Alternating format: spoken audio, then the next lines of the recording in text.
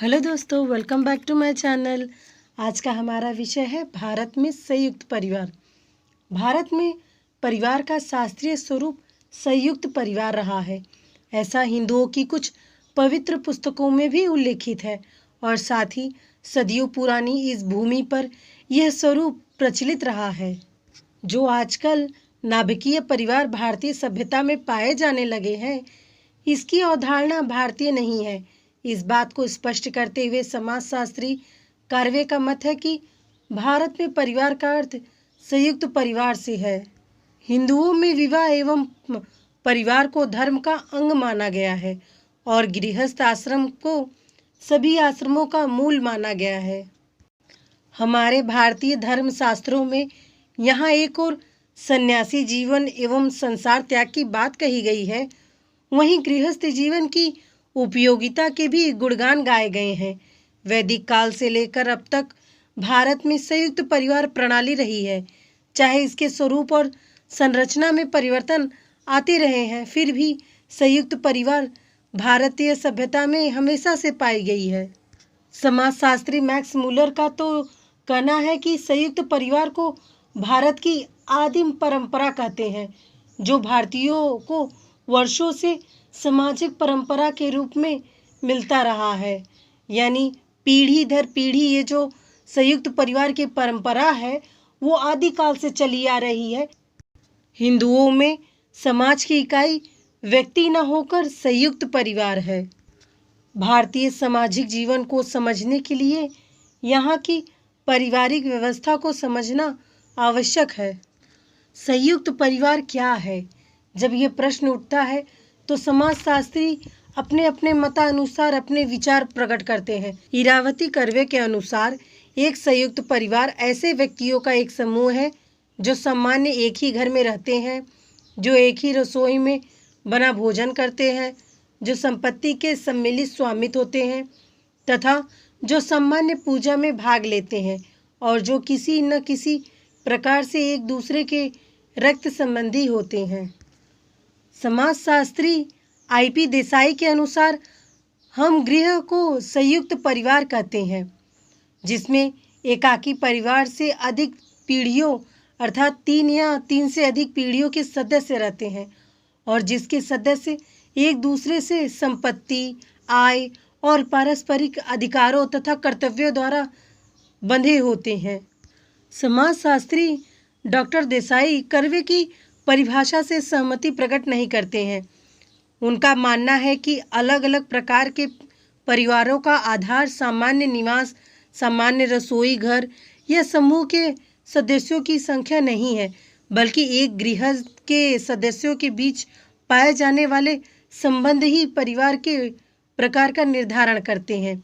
जो संयुक्त परिवार की परंपरागत विशेषता थी, वर्तमान समय में बदल गई है, जैसे सामूहिक निवास, सामूहिक भोजन और पूजन संपत्ति संयुक्तता का जो निर्धारण करने में अब कम महत्व रखते हैं। इसीलिए डॉक्टर देसाई संयुक्त परिवार में सदस्य के पारस्परिक अधिकारों और दायित्वों पर अधिक जोर देते हैं। सरल भाषा में कहा जाए तो डॉक्टर देसाई यह स्पष्ट करते हैं कि अब भारत में या कहें हिंदुओं के संयुक्त परिवार में बदलाव आ गया है। अब परिवार संयुक्त है, पर एक ही घर में न रहकर भी एक दूसरे से जुड़े हुए होते हैं। संपत्ति का उपयोग संयुक्तता के रूप में नहीं, बल्कि सामूहिक रूप में उपयोग करते हैं। यानी संपत्ति एक ही रहती है, लेकिन सब अपने अपने तरीके से उसका उपयोग करते हैं। संयुक्त परिवार भले अलग अलग रहते हों, लेकिन किसी मुख्य अवसर पर परिवार के सभी सदस्य भोजन, उत्सव, त्योहार और पूजन में सामूहिक रूप से भाग लेते हैं और परस्पर अधिकारों और कर्तव्यों से बंधे होते हैं। देखिए, मेरा मानना है कि देसाई जी सही हैं, क्योंकि वर्तमान समय में आर्थिक दबाव के कारण संयुक्त परिवार के लोग धन कमाने के उद्देश्य से अलग अलग क्षेत्र में जाकर रहते हैं। लेकिन जब विवाह या किसी मुख्य अवसर पर सभी संयुक्त परिवार एक साथ हो जाते हैं, तो हम कह सकते हैं कि भारत में आज भी संयुक्त परिवार बने हुए हैं, लेकिन परिवर्तन के रूप में है, न कि परंपरागत रूप में है। संयुक्त परिवार की प्रमुख विशेषता। संयुक्त परिवार के अर्थ को और अधिक स्पष्ट करने के लिए हम यहाँ उसकी विशेषताओं को समझेंगे। पहली विशेषता है सामान्य निवास। संयुक्त परिवार में कई छोटे छोटे परिवार रहते हैं और वे एक निवास स्थान में रहते हैं। एक ही रसोई का बना खाना खाते हैं, एक ही पूजा घर का उपयोग करते हैं। लेकिन कभी सदस्य की संख्या ज़्यादा हो जाती है तो वे अपने पैतृक निवास के पास ही घर बनाकर रहते हैं। पूजा, त्योहार, उत्सव आदि के अवसर पर सभी सदस्य एक साथ हो जाते हैं और जो सदस्य अर्थोपार्जन या कह सकते हैं कि आर्थिक स्थिति अपनी अच्छी करने के लिए जो बाहर कमाने के लिए चले जाते हैं, वे शहर चले जाते हैं तो वे छुट्टियों और या पेंशन या कहे कि धन अर्जित कर अपने गांव के घर में ही आकर रहते हैं। संयुक्त परिवार की दूसरी विशेषता है सामान्य रसोई घर। संयुक्त परिवार के सभी सदस्य एक ही रसोई घर में बना भोजन करते हैं। सबसे पहले बच्चों को भोजन खिलाया जाता है, उसके बाद पुरुष और तब स्त्रियां सबसे बाद में भोजन करती हैं। विवाहित स्त्रियों से यह अपेक्षा की जाती है कि वे अपने पति की थाली में ही भोजन करें। तीसरी विशेषता है सामान्य संपत्ति। संयुक्त परिवार के सभी सदस्यों की एक सामान्य संपत्ति होती है जिसमें सभी सदस्य जो एक पूर्वज के वंशज होते हैं हिस्सेदार होते हैं। चौथा, सामान्य पूजा या धार्मिक कर्तव्य। हिंदुओं में परमेश्वर के अनेक रूप माने गए हैं। प्रत्येक परिवार का कोई न कोई देवी देवता होता है। पितृ होते हैं जो उस परिवार के सदस्यों की रक्षा करते हैं। हिंदुओं में धर्म एक महत्वपूर्ण तथ्य है।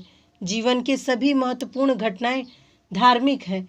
धार्मिक कार्य पैतृक संपत्ति में उत्तराधिकारी की दृष्टि से भी महत्वपूर्ण है।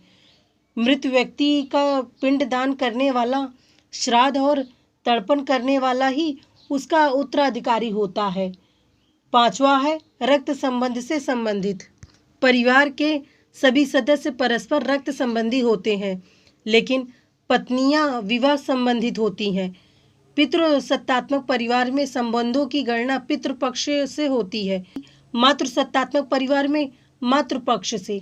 एक संयुक्त परिवार में 3 या अधिक पीढ़ियों के लोग सामूहिक रूप से निवास करते हैं। बड़ा आकार। एक संयुक्त परिवार में कई छोटे छोटे परिवार होते हैं या कह सकते हैं अधिक पीढ़ियों के लोग साथ साथ रहते हैं, इसीलिए संयुक्त परिवार का आकार बड़ा होता है। कभी कभी तो इसकी संख्या 50 से 60 तक होती है। सातवीं विशेषता है अधिकार और दायित्व। समाजशास्त्री देसाई का मानना है कि संयुक्त परिवार के सदस्य परस्पर अधिकार और कर्तव्यों से जुड़े होते हैं, जैसे जन्म, विवाह और मृत्यु के अवसर पर एक दूसरे को आर्थिक सहयोग प्रदान किया जाता है।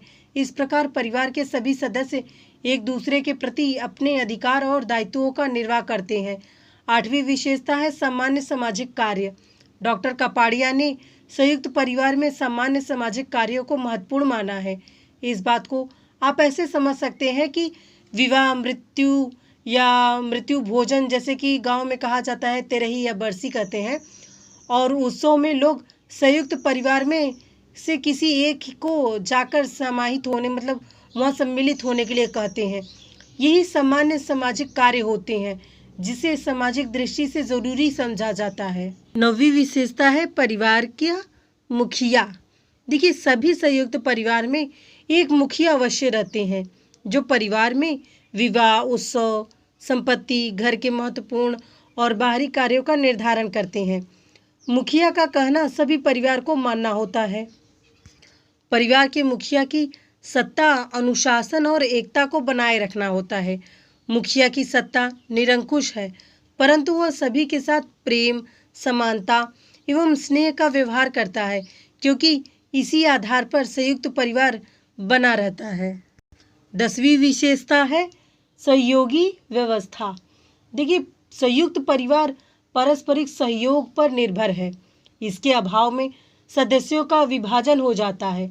संयुक्त परिवार में एक सबके लिए और सब एक के लिए, इस सिद्धांत को लागू कर संयुक्त परिवार चलता है। इस तरह से यह एक समाजवादी व्यवस्था है। 11वां है सदस्यों में एक निश्चित संस्तरण। संयुक्त परिवार में सदस्यों को अलग अलग पद और अधिकार प्राप्त होते हैं। इन पदों में संस्तरण पाया जाता है। जैसे संस्तरण में सबसे ऊपर कर्ता होता है, उसके बाद कर्ता की पत्नी फिर क्रमशः कर्ता के भाई, कर्ता के सबसे बड़े पुत्र, छोटे पुत्र, पुत्रियों, पत्नियों आदि का स्थान होता है। 12वां है तुलनात्मक स्थायित्व। देखिए, संयुक्त परिवार अन्य परिवार की तुलना में अधिक स्थायी होता है, क्योंकि इसकी सदस्य संख्या अधिक होती है। इसीलिए कुछ सदस्यों के अलग हो जाने या तथा मर जाने पर भी परिवार में स्थायित्व बनी रहती है। सदस्य परस्पर अपने दायित्वों का निर्वाह करते हैं, परिवार की स्थिरता को बनाए रखते हैं। ऐसे परिवार में आर्थिक सहयोग के कारण भी स्थिरता बनी रहती है।